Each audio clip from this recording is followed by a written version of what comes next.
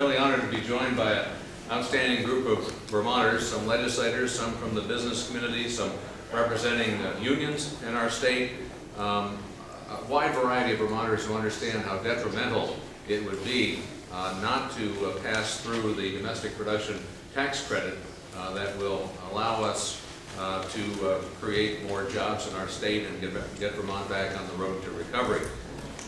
Creating more jobs in Vermont, retaining the jobs that we have, obviously need to be our top priority as we come out of this recession.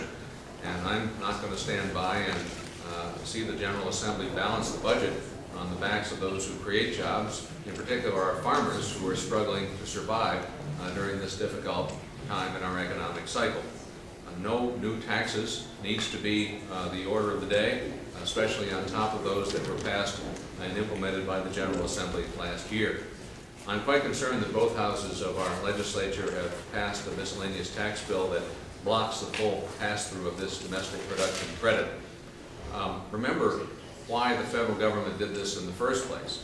It was to keep jobs in the United States, to prevent them from being shipped overseas and put the American people at a disadvantage in terms of job creation.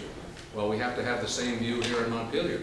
We have to be sure that we remain competitive, that we create and retain jobs here and don't see them go to other parts of the country or other parts of the world.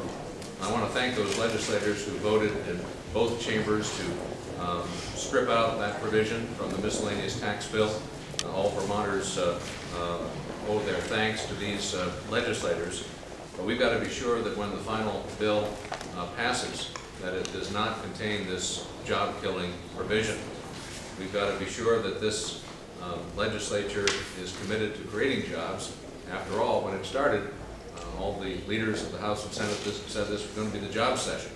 Well, it's not going to be a job session if we have a provision like this that makes it more difficult for manufacturers, for contractors, and for farmers to be viable and create more jobs for the people of our great state. So I again want to thank everybody for being here, such a diverse group of people from across Vermont, and I want to invite Senator Scott to offer a few thoughts.